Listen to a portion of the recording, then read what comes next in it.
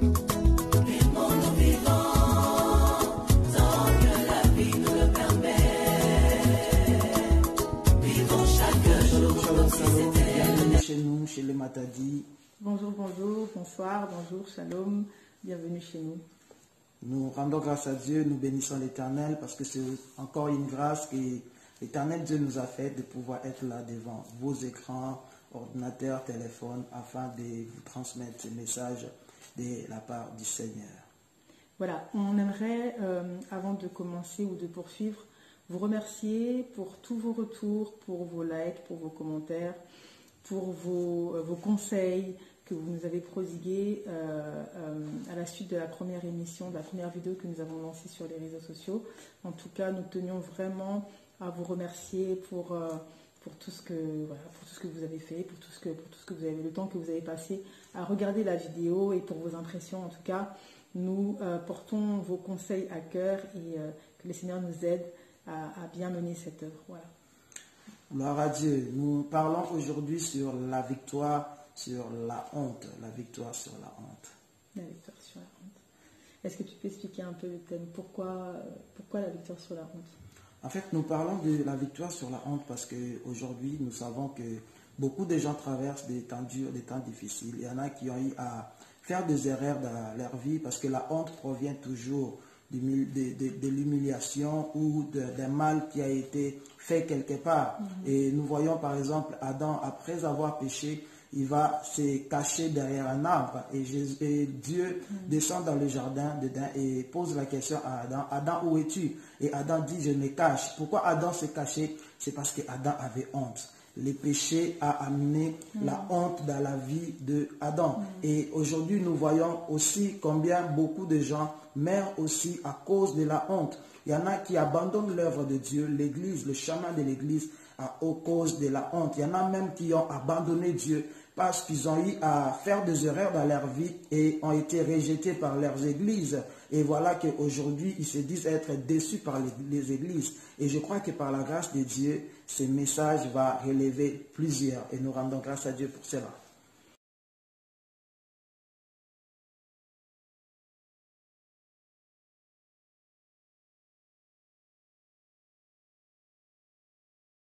Alors, nous avons choisi ce thème parce que dans notre parcours, nous aussi, nous avons eu à expérimenter cela.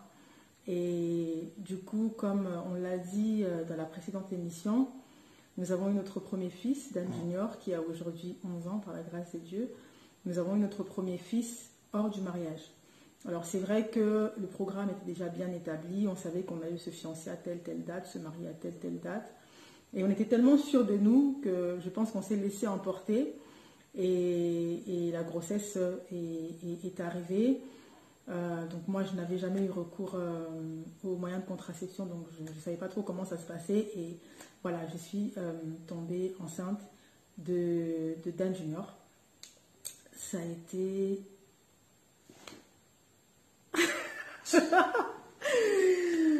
Ça a été un gros boom. Cette nouvelle m'a paralysée, cette nouvelle m'a déstabilisée, cette nouvelle m'a rendue dans tous mes états. Je ne savais plus quoi faire. Alors, j'avais tellement peur justement de la honte. J'avais tellement peur de la réaction de mes parents, de la réaction de mes proches, mais beaucoup plus celle de mes parents, de mon papa. J'avais tellement peur de leur réaction que la première idée qui m'est venue en tête, c'est d'avorter. J'étais à 1000% contre l'avortement, mais quand ça m'est arrivé, je ne vous cache pas que c'est la première idée qui m'est venue. C'était d'avorter. C'était de supprimer cet enfant, comme ça on n'en parle pas, comme ça, ni vu ni connu, comme on dit, et je continue ma route. C'était vraiment la première décision que j'avais eue et elle était irrévocable pour moi. On ne pouvait pas la changer, on ne pouvait pas la modifier. Il fallait que je supprime cet enfant. Pourquoi? Parce que j'avais peur justement de la honte. Gloire à Dieu. Et moi aussi, je voulais rajouter quelque chose parce que j'ai commencé à prier dès mon bas âge. J'avais quoi, 16-17 ans quand je donnais ma vie. Seigneur Jésus, jamais je pouvais penser que j'allais engrosser une fille un jour. Parce que j'étais un jeune homme qui marchait avec Dieu, qui aimer Dieu. Moi, je me rappelle, en Afrique, on m'appelait Guy les Zélés, parce que j'aimais beaucoup parler de Jésus. J'aimais beaucoup prêcher, annoncer la bonne nouvelle. Mais vous savez, lorsque tu racontes une personne et que tu sens que cela colle et qu'un jour Dieu fera grâce que vous puissiez vous marier, parce qu'il y avait déjà le programme. Moi, je crois que c'est à partir de là qu'il y a eu cette relâche-là, et ce qui a fait que ma femme, la personne qui est ma femme aujourd'hui, puisse tomber enceinte.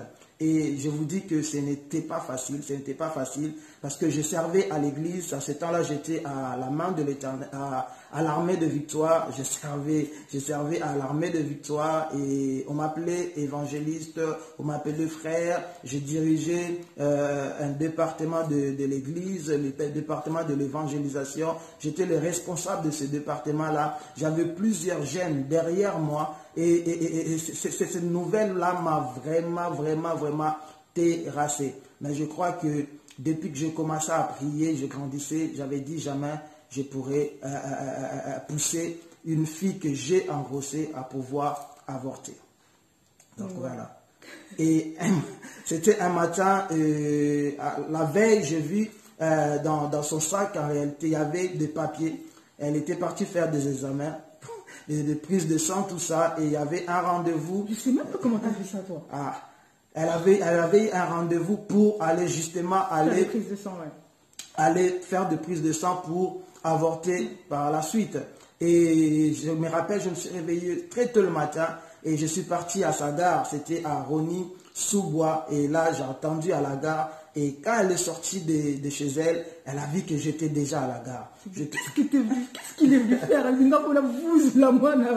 Et j'étais venu justement pour la persuader de ne pas enlever l'enfant, parce que au-delà de ce que nous avons fait, c'était une bêtise, c'était un péché, pour bien dire. C'était, quand on dit une bêtise, voilà, c'était vraiment un péché que nous avons fait, commis devant Dieu, et voilà. Alors, avorter, ça serait aussi un autre péché, et pour moi, je me disais, je ne pouvais pas rajouter péché sur péché, et vu que c'était la personne et qu'on avait déjà établi un programme, je me suis dit, mais pourquoi avorter? Pourquoi avorter? Et par là, j'ai compris que beaucoup de gens font des erreurs aujourd'hui, simplement à cause de la honte. Et par l'avortement, tu peux perdre tes trompes, par l'avortement, tu peux aussi mourir. Par l'avortement, il y a beaucoup de choses. Et moi, je me disais, non, je ne peux pas pousser ma copine, qui est ma femme aujourd'hui, à pouvoir avorter. Oui, non, mais c'est vraiment ça. C'est-à-dire que, comme j'ai dit, c'était vraiment une décision irrévocable que j'avais prise. C'était hors de question. Il était hors de question que je garde cet enfant, parce que, voilà, lui, il était serviteur à l'église, mais moi aussi, j'avais des tâches à l'église. Je fais partie d'une famille chrétienne, du carré pastoral. J'ai des personnes qui me suivaient, donc du coup, je me disais que c'est pas possible. Je peux pas garder cet enfant. C'est pas possible. C'est inconcevable. Je ne peux pas garder cet enfant. Et un jour, il m'a dit, Mariette, la meilleure des repentances, si tu veux vraiment que Dieu te pardonne, il faut que tu gardes cet enfant-là. Parce que avorter, tu seras propre aux yeux des hommes, mais tu seras sale aux yeux de Dieu. Aux yeux de l'Éternel. Alors que si tu le gardes, Dieu te pardonnera, et c'est Dieu qui comment tu avais dit ça? C'est Dieu qui nettoie le témoignage. C'est Dieu qui soigne le témoignage. Et il a vraiment lutté pour me persuader à garder cet enfant. Il en est même arrivé à me dire, si tu décides d'avorter, je vais appeler ta maman pour lui dire ce que tu veux faire. Mais attends, toi, tu as engrossé l'enfant d'autrui, mais tu veux appeler la mère de la personne pour lui dire qu'elle est enceinte. Et effectivement, c'est ce qui a été fait. C'était pas facile, il fallait prendre une décision. Et j'aimerais dire à une personne aujourd'hui que la meilleure façon de pouvoir surmonter sa honte, c'est de pouvoir l'affronter. C'est-à-dire que courir ou se cacher, cela ne servira à rien du tout. Il faut affronter la honte. Et lorsque je parle d'affronter la honte, il faut affronter les hommes. Parce que souvent, souvent Dieu n'a pas trop de problèmes. Dieu n'a pas trop de problèmes. Ça, c'est un Père qui a plein d'amour pour nous et qui sait comprendre. Mais le problème, c'est les humains aujourd'hui. J'aimerais dire à une personne aujourd'hui et qu'il n'y a pas une différence entre celle qui est tombée enceinte et celle qui a commis l'impudicité hier. Il n'y a pas de différence. Mais malheureusement, aujourd'hui, on parle que de celles-là qui tombent enceintes, mais on ne parle pas de celles-là qui ont peut-être commis l'impudicité il y a 2-3 jours. Mais curieusement, ce sont ceux-là qui commettent l'impudicité, qui critiquent aussi celles-là qui sont tombées enceintes.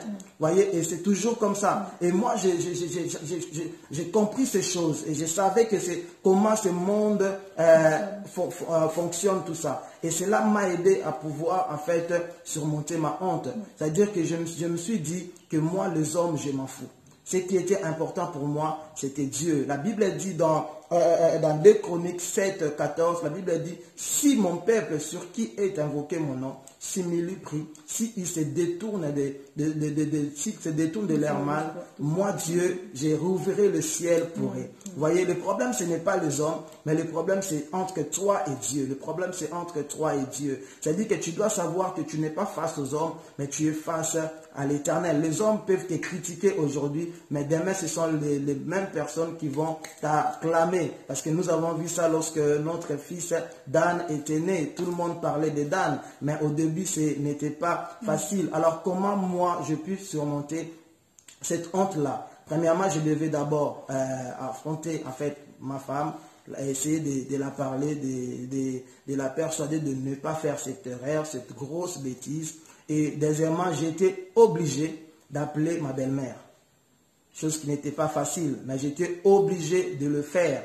J'ai pris mon téléphone, je me rappelais toujours de ces jours, j'ai pris mon téléphone, j'ai dit « Allô maman », gloire à Dieu parce qu'elle me connaissait déjà, j'étais déjà connu dans la famille. J'ai dit « Bonjour maman », c'est dit « Ah bonjour Guy, ça va, ça va ». J'ai dit je vous appelle en fait parce que... Aujourd'hui on en rigole, hein. Mais c'était pas marrant. C'était pas facile. J'ai dit je vous appelle parce que j'aimerais vous dire quelque chose. Oui, elle m'a dit oui, je t'écoute. Et j'ai dit Mariette, elle est enceinte. Elle a fait ah bon? J'ai dit oui. Ça fait combien de temps? J'ai dit que ça faisait, je crois, 2 mois, des choses comme ça. Et directement, elle me pose la question, mais qu'est-ce que tu en penses? J'ai dit, vu qu'on a déjà établi un programme pour le fiançailles et pour le mariage, moi je pense que je suis prêt à pouvoir assumer cette grossesse-là et l'enfant qui naîtra. Parce que pour moi, il est impossible que ma femme puisse avorter. Et moi, je vous promets... Ok. Ta copine. Oui, Nathan, oui. J'ai dit à ma belle-mère que c'était impossible et je crois que je vais assumer. Je vais assumer. Et ça, c'était le premier pas pour moi de pouvoir surmonter cela. Et deuxièmement, je devais aller voir ma grande sœur, qui est celle qui est comme ma mère ici en Europe, pour essayer de parler aussi avec elle. Mais là-bas, je n'ai pas fait plus de 5 minutes. Je suis rentré et j'ai pris place. J'ai dit bonsoir, bonsoir. J'ai dit je suis venu pour te dire que Mariette, elle est enceinte. Au revoir. Je suis sorti. Je suis sorti. Parce que oui, c'était comme ça. Je suis sorti et je suis parti. C'est-à-dire sans rien dire, ça. Et pour moi, je l'ai informé et je savais qu'on devait parler après. C'est la frousse aussi qui t'a fait ça. C'était ça. Surmonter sa honte, ce n'est pas facile. Ce n'est pas facile. Mais il faut le faire. Il faut le faire parce qu'il ne faut pas avoir peur des hommes, mais plutôt de l'Éternel. Il ne faut pas avoir peur de ceux-là qui peuvent tuer simplement le corps. Mais nous avons peur de celui qui peut non seulement nous tuer le corps, mais aussi prendre notre âme. Donc voilà. Et pour répondre aussi à cette question de comment on a fait pour pouvoir surmonter justement la honte, c'est que lorsqu'on a annoncé la nouvelle à nos proches, on a eu le soutien, l'apport de nos proches, de sa famille, de ses sœurs, de mes parents, de mon frère. J'aimerais profiter de cette vidéo pour dire un grand merci à ma grande sœur Sandra Mankonko, en tout cas, qui m'a beaucoup soutenue durant cette épreuve. Elle a été là pour moi vraiment comme une épaule sur laquelle je pouvais me reposer. En tout cas, je lui dis merci de tout mon cœur. Et voilà, on a vraiment eu le soutien de proches, de nos familles, ce qui a fait que nous avons pu justement surmonter cette honte. Beaucoup d'entre nous, nous n'arrivons pas justement à surmonter. Pourquoi? Parce que même nos proches, même nos familles nous condamnent, nous rejettent. Et ce qui fait que justement, on se sent bon à rien, on se sent inutile, on se sent vraiment voilà, comme des moins que rien. Et ce qui fait que c'est compliqué. Enfin, que ce soit des amis ou des personnes que vous ne connaissez pas qui vous critiquent, ça peut encore passer. Mais que ce soit vos parents, frères, sœurs qui vous... C'est compliqué. Gloire à Dieu. Moi, je voudrais dire merci à l'Éternel. Pourquoi l'Éternel Dieu? Parce que un jour, après avoir affronté ma belle-mère, ma famille, tout ça, j'étais en train de prier. J'étais en train de prier. Et dans ce programme de prière, je m'étais dit, je vais commencer par adorer l'Éternel. Après, ça sera le pardon du péché. Et ces jours-là, je m'étais décidé vraiment de bien parler avec l'Éternel. J'ai dit, aujourd'hui, je viens parler à mon Père parce que Dieu est un Père aimant. J'ai dit, je viens parler à mon Père aujourd'hui. Et pendant l'adoration, j'ai commencé moi-même à prophétiser. Et j'ai prophétisé sur ma vie. Et ces jours-là, je me rappellerai toujours, j'ai commencé à pleurer pendant que je prophétisais. Au lieu que notre Dieu, qui est notre Père, puisse me gronder, mais par contre, c'était des paroles d'amour. Waouh! Il m'a dit qu'il m'aimait. Il m'a dit qu'il sera avec moi et qu'il fera de grandes choses avec moi. Et c'est là, je me suis rappelé de l'enfant prodigue lorsqu'il est revenu chez son père. Son père ne l'a pas critiqué. Son père ne l'a pas condamné, mais simplement son père l'a embrassé. Ça, c'est l'image de notre Dieu. Nous avons un Dieu fidèle. Même si les hommes t'abandonnent, mais l'Éternel Dieu ne t'abandonnera pas. Même si les hommes te critiquent, mais l'Éternel Dieu ne te critiquera pas. Je me rappelle encore un jour, j'étais avec un bien-aimé et une sœur de l'église, une sœur de l'église va l'appeler, elle ne savait pas que j'étais là. Et du coup, la sœur a commencé à critiquer. Ah, vous voyez, vous qui prêchez à l'église, vous qui conduisez le culte à l'église, vous avez engrossé. Mais la sœur ne savait pas que j'étais là. Elle a commencé à me critiquer, C'était une sœur de l'église. Et malheureusement, ces choses se passent à l'église. Et aujourd'hui, je j'aimerais parler aux frères et sœurs. Ceux qui critiquent, c'est là qui tombent aujourd'hui. Notre rôle de l'église, ce n'est pas de critiquer. Ce n'est pas d'abattre ceux-là qui sont tombés, mais simplement de les relever, de les ramener à l'église afin de les soigner pour que de nouveau que ces hommes et ces femmes puissent retourner dans l'œuvre de Dieu. C'est important. Et je me rappelle après, nous avons été suspendus à l'église pendant 1 an. Non, mais avant qu'on soit suspendu déjà, avant qu'on soit suspendu, quand bien même tu avais appelé maman pour lui dire que voilà, Mariette veut avorter, tout ça, je suis enceinte, moi j'étais toujours dans mon optique d'avorter. Moi, pour moi, même si ma mère était au courant, j'avais toujours cette crainte-là. En fait, pour moi, c'est comme si ma vie était, voilà, c'était perdu, c'était gâché.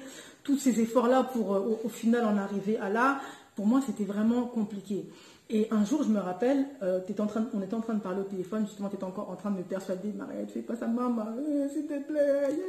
À ce moment-là, j'habitais au foyer. Voilà, lui en plus, il était au foyer, il était à la caca et tout. Tout le monde au foyer, il n'y a rien. Foyer jeune travailleur. Du foyer jeune travailleur, mais tu ne travaillais même pas. Donc, c'était vraiment compliqué, on n'avait rien, on avait zéro.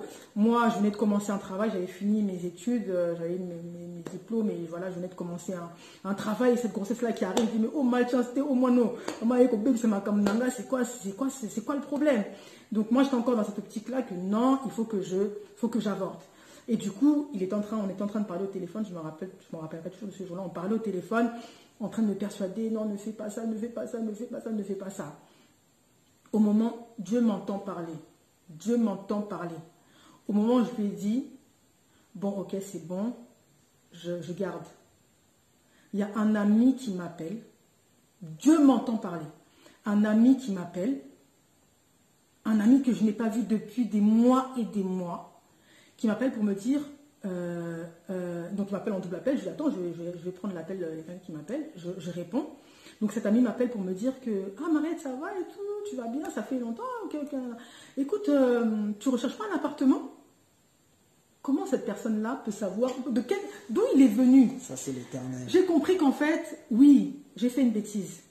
Mais lorsque j'ai reconnu, lorsque je me suis humiliée, lorsque j'ai reconnu en moi-même que ce que j'ai fait, ce n'est pas bon, le Seigneur a ouvert des portes. En fait. Si. Lorsqu'on accepte d'affronter sa honte, l'Éternel ouvre des portes. Moi, je pense vraiment qu'il faut apprendre à surmonter la honte. Nous sommes des hommes, nous sommes des humains faits de chair, mais il faudrait apprendre à nous poser et à nous réfléchir, à nous poser et réfléchir, vraiment à peser le pour et le contre, voir où est l'intérêt de Dieu plutôt que l'intérêt des hommes. Même notre intérêt à nous doit passer même en second plan. Yes. C'est l'intérêt de Dieu d'abord qui doit primer. Et lorsque l'intérêt de Dieu prime, je pense qu'il ouvre des portes en notre faveur. Et moi, je bénirai encore l'Éternel. Pourquoi? Parce qu'un jour, on était à l'église, je me rappelle de ces jours-là, c'était un dimanche. Il y avait un homme de Dieu, un invité qui était venu à l'église et à la fin de sa prédication, on était en pleine prière et il a commencé il m'appelait, j'étais de loin parce que avant à l'église, je m'asseyais devant et après on m'avait renvoyé derrière en fait. Et il disait frère. Je disais moi oui. Quand je suis passé devant, il a commencé à dire que le Seigneur Dieu te bénira. Je te vois travailler pour Dieu et faire de grandes choses pour Dieu. Et je vous dis que pendant que cet homme de Dieu était en train de prophétiser sur ma vie, ma femme était encore enceinte. Mais parce que j'avais accepté cette grossesse et que j'avais affronté la honte et j'avais accepté aussi ma faute devant Dieu, Dieu a commencé à m'ouvrir des portes. Et je vous dis, pendant que cet homme de Dieu était en train de prophétiser sur moi, j'attendais de voir faire Ça, c'est l'église. Ça, c'est l'église. Et c'est pourquoi j'aimerais vraiment exhorter l'église par cette vidéo en disant que nous sommes tous de frères et sœurs. Nous devons nous soutenir. Je ne dis pas de soutenir le péché, mais de soutenir celui qui est tombé. Parce que la Bible dit que les forts soutiennent le faible. Si tu te sens fort, alors tu dois soutenir le faible. Mais la même Bible dit aussi que Dieu n'aime pas le péché, mais il aime le pécheur. Donc, tel il est, tel nous sommes. C'est-à-dire que nous n'encourageons pas le péché, mais lorsque la situation arrive, bien aimé, n'écrasons pas les autres. C'est-à-dire, n'envenimons pas la situation. Vous voyez, moi je pense qu'il faut amener les gens à la repentance, amener les gens à se repentir, amener les gens à revenir vers Dieu. Et lorsque nous condamnons, lorsque nous jugeons, bien aimé, nous poussons les gens loin de Dieu. C'est difficile de se rapprocher de Dieu parce que déjà on se sent sale, on se sent indigne. Mais j'aimerais dire à quelqu'un que Dieu accepte la repentance qui est vraiment sincère. Dieu l'accepte. La repentance qui vient vraiment du fond du cœur, l'Éternel l'accepte. Même si les hommes ne pourront pas te pardonner, mais Dieu accepte et Dieu pardonne. La raison pour laquelle après que Dan est né, 3 ou 4 mois après, nous nous sommes mariés grâce à Dieu. C'est-à-dire que Dieu avait ouvert des portes. Je ne travaillais pas, mais Dieu m'avait béni avec un travail. Elle a travaillé. Voilà, on s'est mariés 4 mois après. Et nous sommes mariés à l'église. Ils ont prié pour nous. Et j'aimerais aussi dire que tu ne peux pas quitter ton église lorsque tu es puni. Il ne faut jamais le faire parce que tu sortiras de ton église avec la malédiction. Il faut toujours rester là, quelle que soit l'humiliation, quelle que soit la honte que tu peux avoir. Bien-aimé, reste là et l'Éternel Dieu va t'honorer. La Bible dit que Dieu honore ceux qui l'honorent. Que mon Dieu vous bénisse.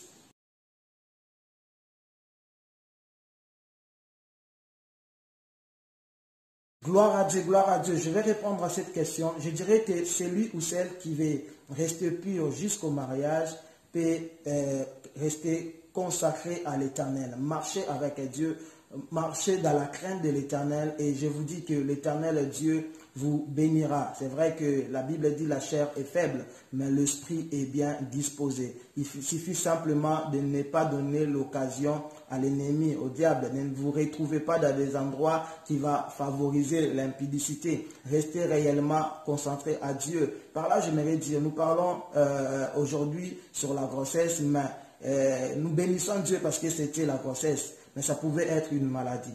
Ça pouvait être une maladie et ça allait être difficile pour nous. Au-delà de la maladie physique, mais il y a aussi des démons sexuellement transmissibles. Il y a aussi des liens sexuellement transmissibles. Il y a aussi des blocages sexuellement transmissibles. Toi, tu peux dire que c'était juste pour un soir, mais tu ne sais pas ce que tu es en train de récolter ce soir-là. Alors, nous devons faire très attention par rapport à ces choses. Et si je pouvais ajouter aussi quelque chose, vous nous direz peut-être, bah, vous dites ça, mais vous êtes tombé, tout ça. Justement, l'objectif ou le but de ce genre d'émission, c'est pour vous éviter justement de traverser ce genre de moments qui sont vraiment, vraiment difficiles et qui sont invalidants. C'est compliqué de vivre en fait des moments comme ça. Et voilà, le but de nos émissions, justement, c'est pouvoir, à travers notre témoignage, vous aider à ne pas tomber dans ce que nous avons vécu. Voilà. Que Dieu vous bénisse. Que Dieu vous bénisse.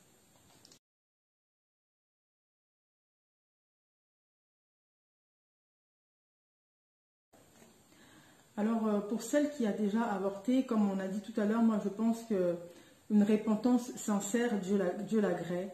Il suffirait de revenir auprès de Dieu comme un enfant, de lui faire comprendre que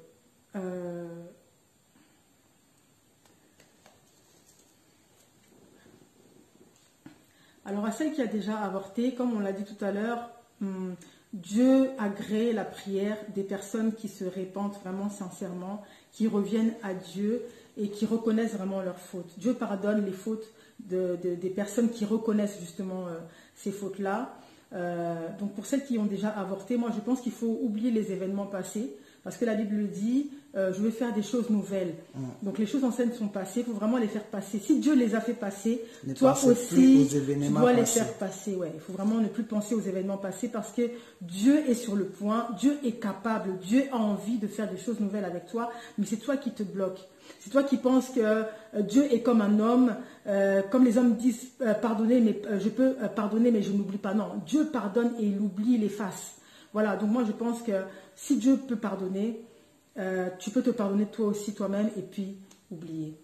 Gloire à Dieu. Et moi je dirais aussi que c'est vrai, la Bible a dit que ne pensez plus aux événements passés, ne considérez plus ce qui est ancien. C'est-à-dire ne te regarde plus comme cette femme qui a avorté un jour, mais regarde-toi comme une personne pure devant Dieu, parce que Dieu pardonne. Et j'aimerais aussi souligner, dire ceci, il y a beaucoup de femmes aujourd'hui qui ont du mal peut-être à concevoir, mais alors qu'elles ont eu à faire des avortements un jour, mais alors qu'aujourd'hui vous êtes derrière le sorcier, vous priez, on vous dit qu'il y a tel sorcier. Mais moi, j'aimerais dire, comme nous avons parlé sur affronter la honte, tu dois aussi affronter ces problèmes-là. C'est-à-dire que s'il y a une repentance sincère devant Dieu, Dieu est capable de faire un miracle dans ta vie. Il suffit simplement de le reconnaître. Oublie le sorcier, mais reconnais que tu as péché et l'Éternel Dieu te pardonnera et Dieu te visitera aussi. Gloire à Dieu. Et pour celle qui veut avorter, c'est ça? Oui, c'est ça. Et pour celle qui veut avorter, en tout cas, pour ma part, je pense que j'aurais regretté toute ma vie d'avoir avorté de mon enfant. Parce que lorsque je vois mon fils aujourd'hui, lorsque je vois Dan Junior, en tout cas, je suis fière de ce que Dieu m'a donné. Je me dis, en le regardant, que j'aurais pu passer à côté de bonnes choses, de grandes choses. Aujourd'hui, j'ai le privilège d'être appelée la maman de Dan. C'est une grâce, c'est un bonheur. Dieu m'a bénie avec un bel enfant, un bon enfant, malgré mon péché, malgré que je sois tombée. Dieu m'a bénie avec un bon enfant, un enfant intelligent, un enfant sage. Et je pense que j'aurais regretté toute ma vie d'avoir supprimé cet enfant. Donc, j'aimerais dire à quelqu'un de ne pas le faire. Et s'il fallait recommencer ou demander à Dieu de me donner un enfant, mon premier enfant,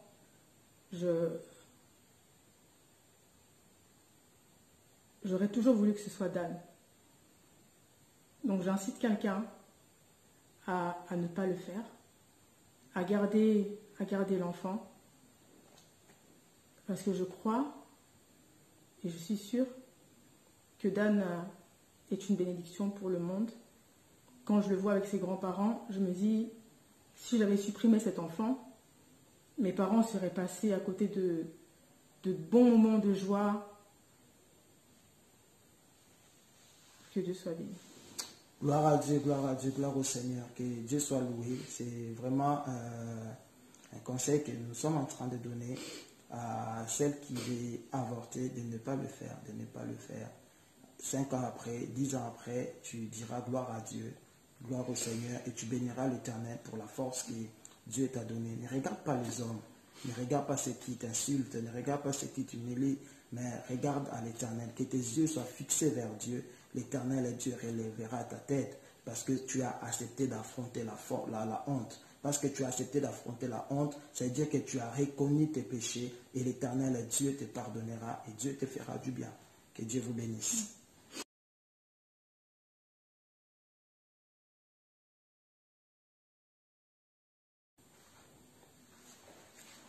Gloire à Dieu, que l'Éternel Dieu soit loué, que Dieu soit béni.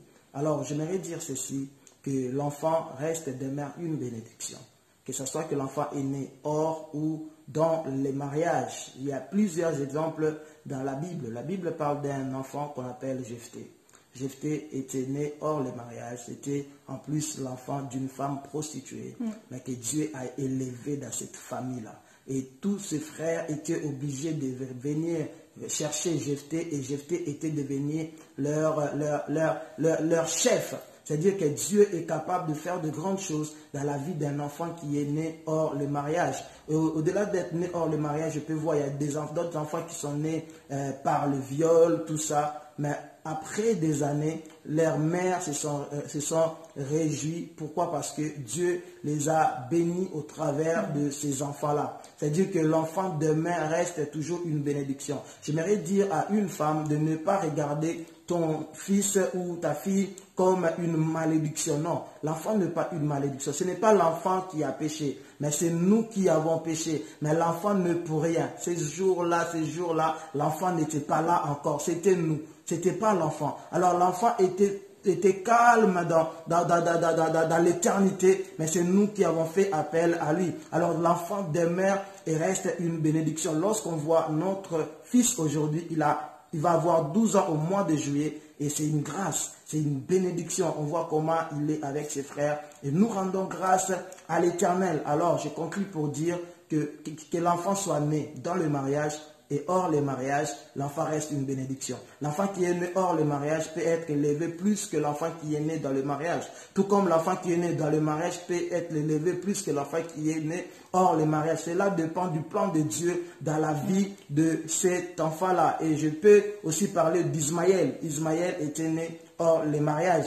Ismaël a été renvoyé. Mais si nous lisons la Bible, à la mort d'Abraham, Ismaël était là avec Isaac pour enterrer Abraham. Vous voyez, c'est-à-dire que Dieu est en mesure de faire de grandes choses, L'enfant que tu as est une bénédiction. Gloire à Dieu. Dans tout cela, en fait, nous aimerions emmener le peuple de Dieu ou emmener les personnes qui nous suivent à une vie de sanctification. La Bible dit de rechercher la sanctification sans laquelle personne ne verra Dieu. Donc, peu importe la position dans laquelle tu te trouves, moi, j'aimerais pousser quelqu'un à la sanctification, parce que la vie de sanctification t'évitera de trébucher. La vie de sanctification, la Bible dit que les désirs de la chair sont contraires à ceux de l'esprit. Et c'est la vie de sanctification qui t'aideront à ne pas marcher selon les désirs de la chair. Donc c'est vraiment, vraiment important. La vie de sanctification, c'est l'essence même de la vie d'un chrétien. Pour voir Dieu, tu dois vivre dans la sanctification. Gloire, gloire, gloire au Seigneur. Que Dieu soit béni. Donc c'était là notre témoignage. Et je crois que nos bien-aimés ont été bénis par ces messages. Nous croyons que Dieu est là et Dieu fera de grandes choses. Alors si vous voulez parler avec nous, discuter, vous avez aussi vos témoignages, vous pouvez nous appeler sur ces numéros, entrer en contact avec nous, nous allons parler. S'il faut prier, nous allons prier. Et je crois que l'Éternel Dieu fera du bien. Et on annonce aussi que, à part l'émission que nous diffusons sur YouTube, nous aurons aussi des émissions live selon la demande de plusieurs. Donc, sur Instagram, les dimanches soirs à partir de 20h, connectez-vous et nous serons là pour répondre à vos questions. On ne pouvait pas terminer cette émission sans pour autant saluer et remercier des couples qui ont toujours été avec nous depuis le départ, depuis le début, et avec qui on est toujours jusqu'à aujourd'hui. J'aimerais saluer le couple Luzolo, l'apôtre Thierry Luzolo, ainsi que sa femme, maman Sarah Luzolo. En tout cas, un soutien, je sais pas comment... Je sais pas. En tout cas, que Dieu les bénisse. Ce sont les parents de Dan, de tous les enfants. Que Dieu bénisse le couple Luzolo. Que Dieu bénisse le couple Kiala. Bienvenue Kiala, Mav de toi. Le couple bienvenue Muriel Kiala. En tout cas, que Dieu vous bénisse. Le couple Kio, couple influenceur Cham Kio, Cham de Sam et Marina Kio. Que Dieu bénisse le couple Vasco, mon président et mon nous vivant. En tout cas, Yo Penza Obandango Banda Kala. Vraiment. C'est un homme plein d'amour, en tout cas le couple Erlito Vasco ainsi que Amanda Vasco, que le Seigneur vous bénisse. Le couple Nzofo, mon révérend Max Borniche Nzofo ainsi que maman Wivi Nzofo, que Dieu vous bénisse. Mon frère Pichou Dicap qui a toujours été là depuis le début et qui est avec nous encore aujourd'hui à la main de l'Éternel, que Dieu vous bénisse. Nous saluons tous les enfants de la main de l'Éternel, que Dieu vous bénisse. Merci, nous saluons nos familles et je dirais aussi que le diable est un menteur. Et qu'il a échoué. Parce que le diable a voulu profiter de cette famille pour détruire ma famille, principalement ma famille paternelle. Mais aujourd'hui, je dis haut et fort que le diable est un menteur. En tout cas, que Dieu bénisse ma famille pour la restauration, que Dieu bénisse ma famille paternelle, maternelle, que Dieu... Nous disons merci à la famille, surtout pour leur soutien, parce que grâce à eux, on a aussi pu surmonter cette épreuve qui n'était pas facile. J'ai dit merci à mes sœurs, Cécile, Béna, tout le monde. Yolande, Rose, tout le monde a problème. Et que mon Dieu vous bénisse, que mon Dieu vous bénisse. Mon petit frère Loïc, que Dieu te bénisse. Abonnez-vous sur cette chaîne GM Mondial officiel et vous ne manquerez pas de vidéos. Hermine Kabo, Johnny Kabo, n'a pas eu de problème. Que Dieu vous bénisse. Que Dieu vous bénisse. Shalom, shalom, shalom, shalom. Rendez-vous ce dimanche à 20h sur Insta. Nous allons répondre à vos questions.